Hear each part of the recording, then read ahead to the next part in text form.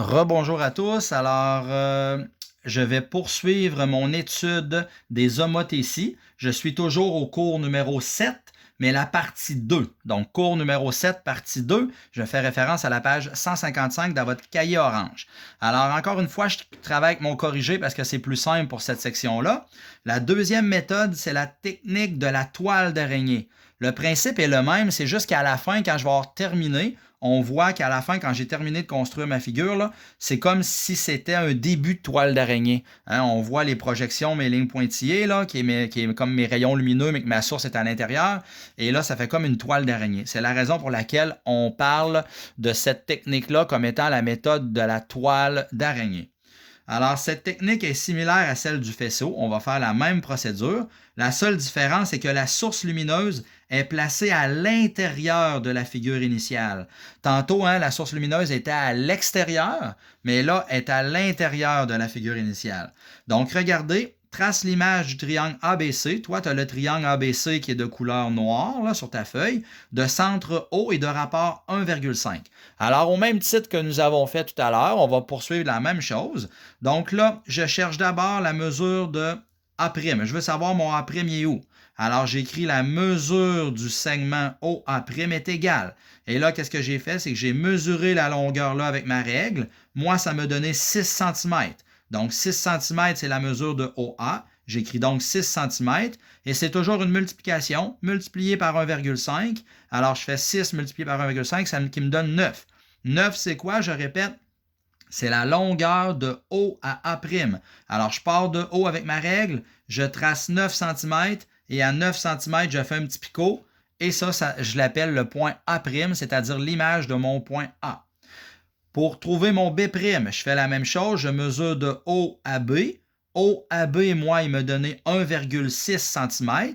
Donc, je prends la mesure initiale qui est 1,6. Je multiplie par mon rapport de l'homothétie qui est 1,5. Et moi, ça m'a donné 2,4 cm.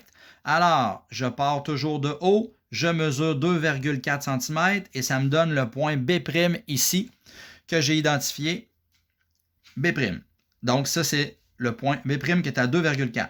Et je fais la même affaire avec C. Je mesure OC qui m'a donné 5 cm. Donc, je suis à la recherche de la mesure du segment OC'.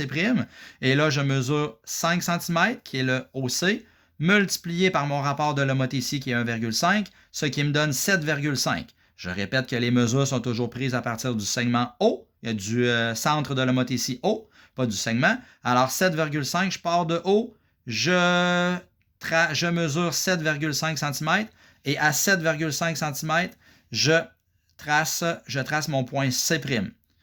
Et évidemment, au début, là, je devais tracer mes rayons lumineux qui passaient par A, qui passaient par B, qui passaient par C. C'était la première étape. Je ne m'en rappelle plus si je l'ai dit. Là. Je suis désolé. Et un coup que mon A', B', C' est trouvé, je relie A à B', B' à C' et C' à A', et ce qui me donne ma figure qui est agrandie parce que mon rapport de l'homothétie est plus grand que 1. Donc, ça me donne la figure qui est agrandie. Et on n'oublie pas, le parallélisme des côtés homologues doit être conservé. Regardez AC. On voit bien que A', C' est parallèle à AC. On voit bien que A', B' est parallèle à AB. Puis on voit bien que le côté homologue à BC, c'est-à-dire le côté B', C', est parallèle également à BC. Très important que le parallélisme des côtés homologues soit conservé. Et regardez, j'ai fait la même chose avec le numéro 2, sauf qu'ici, le rapport de l'homothétie était de 1,5, donc de 0,5. Alors, qu'est-ce que j'ai fait? La même chose. J'ai d'abord tracé mon rayon lumineux qui passait par A, par B et par C. Et là, j'ai mesuré de O à A. Moi, de O à A, ça m'a donné 6 cm. Et c'est toujours une multiplication. Donc, j'ai fait 6 cm multiplié par mon rapport qui est 0,5.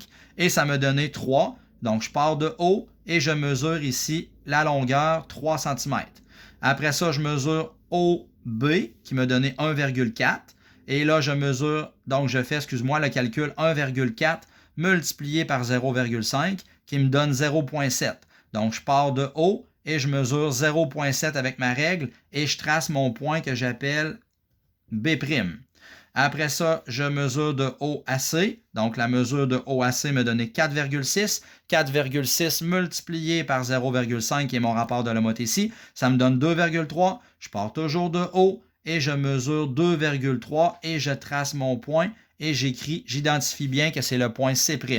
Je relie mes 3 sommets trouvés et ça me donne l'image du triangle ABC initial par l'homothétie de centre O et de rapport 0,5. Donc, c'est une figure qui est réduite de moitié, encore une fois.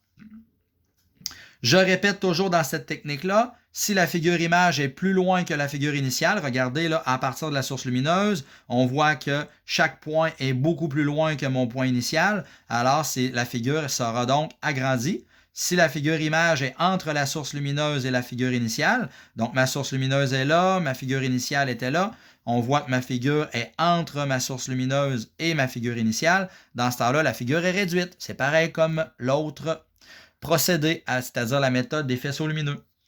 Et finalement, très important, là, cette phrase-là est déjà écrite à l'ordinateur au complet sur votre document, à la page 155. Important, toutes les mesures sont toujours prises à partir du centre de l'homothétie, c'est-à-dire le point O. Alors, faites attention, il y en a des fois que le 3 cm, là, ils vont partir du point C, puis ils vont mesurer 3 cm. C'est pas ça qu'il faut faire. Il faut toujours partir c'est la longueur de OA'. Alors, tu pars de O et tu t'en vas chercher 3 cm, tu fais un picot. Alors, faire attention, la dernière phrase, c'est une erreur qu'on voit très souvent dans les exercices des élèves. Alors, ça va être tout pour le cours numéro 7. Là, je vais vous demander de faire la page 156 en devoir. Merci.